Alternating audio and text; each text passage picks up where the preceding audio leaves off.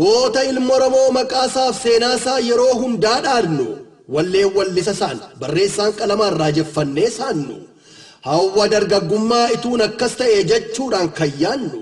baadiyyaaf magaalaan beekaadhaaf wallaalaan guutuun ilma Oromoo ilma Muzammiriin hunda keenya beekama Tolaqaa Maammoo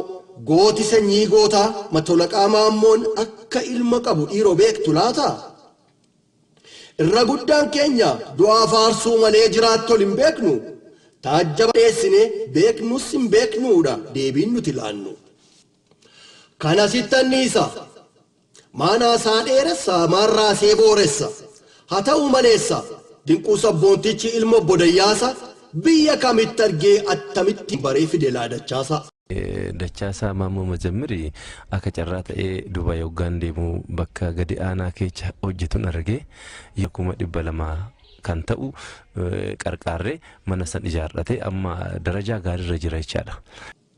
Dachaasa ilma Maammoo dhala goota Oromoo hamtuun goota keenya abbaa kee mudate guboo kuukkii gumaa onneen dhukkubsate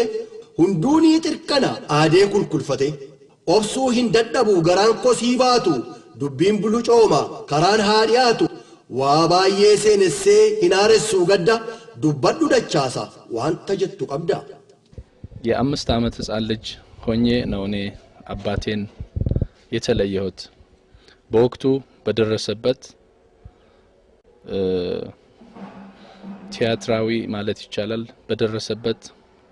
የውሸት ክስ ተመስርቶበት በስቅላት እንዲቀጣ በተበየነበት ጊዜ እንግዲህ እንደማይተርፍና እንደሚገደል ባወቀበት በዛች ደቂቃ ላይ ልጄን አምጪልኝ ብሎ እናቴን ወደዛ ወደ ታሰረበት ቦታ ሄደን የመጨረሻውን ስንብት ከአባቴ ጋር አድርጌያለሁ። እንግዲህ የአባቴን የማወቄ ከሞላ ጎደል ይሄንን ይመስላል። ከአንድ ትልቅ ወንድሜ ወይም ከአንድ ትልቅ አባቴ መካሬ እማለያቸውና አባቴ ቢሞትም ሌላ አባት ሌላ ወንድም ካጠገቤ እንዳለ እየተሰማኝ ያለኝ ችግር በመጠየቅ ደረጃ ሁሉ ምን ሊያስፈልገኝ እንደሚችልና ምን መሆን እንዳለበት ከኔ ወይም ከኔ ውጪ በትልቁ በማሰብ ይህንን ነገር መፈጸም ይቻላል ያንን ነገር መፈጸም ይቻላል በማለት አቶ ድንቁ በየጊዜው ባለው የህይወት እንቅስቃሴ ሁሉ የበኩላችን አስተዋጽኦ ያደርጋሉ። አርጁማ ሂንጉኔ ሰቦኑማ እንዱኔ ሰገልታሚ አፉርጎጊን ሲክሌሳ ብየቲ ሐማቴ ዋን ደንደመን ዲቤ ቤላፍ ነመላቴ የሙ መንደኑን ቄራ ጎዳኔ ለሚቲ በቀቴ ድንቁን ወለንጪቲ ረቲ ኡመታፍ ድርመቴ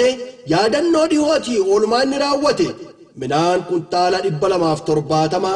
baatiin fe'ee geessee yeroo hundumaa hawaasa beelayeeffachitti arjooma. Dinquun jaalala qulqulluu kan onnee isaa keessa karaa ajaa'ibsiisaaf nama boonsuun ibsa.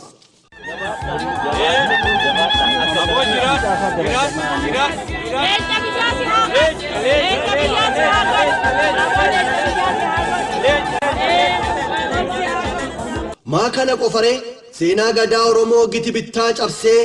caasaa isaa diigee dhalootarraa dhokse keessaa tokko gadaa bultum isa ardii arargee odaansaa mandiidee latee damee margee dhaloota akka barutti ambaasaa jaan argee bakkatti deebisuuf sabboontota jaaree innis gama isaatiin waan irraa eegamu hundumaan gargaaree Dinquun. في سينا بدل لي ديبسون أمو نانس تأ جذبانس تأ أمتك يجينا الجنة هرمان دبر سوبر باد أمو جدا رومو كيسا جدا كنا كيسا كوليج يونيفرسيتية أنا كم شنطة ما بقى كركاسة هنو أكاسة تجارمو نانو روميا غوتمان غوتورا كنجرو كاني أكا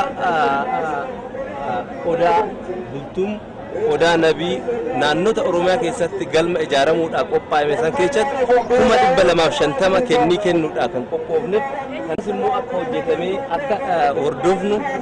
fedhii keenyan ummata keenya walitti fiduudhaaf ummata keenya wal beeksisuudhaaf kana hojjechaa jirra kanas 50 kana irratti qarqaarsa goonee jirra.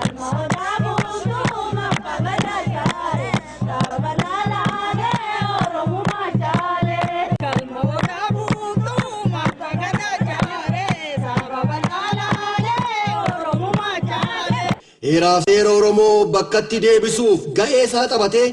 gadaa baasaa tolche kunoo odaan bultum cirootti dhaabate. Bultii oowwifannaa jette jettee nama gurrarraa cuufannaa. Naamusaan guddachuun umrii dargaggeessaa galma isaa eegareef waan ta'eef murteessaa manni siniimaa Oromoo oolmaan dargaggootaaf jajjabinni aartii dorgommiin bareedaa kan afaaniif aadaa faayaadhaaf ispoortii ijaaruu gargaaruu ogummaadhaan tumsuu dhaloota eegareef dhaala akka ta'utti jabeessanii tiksuu.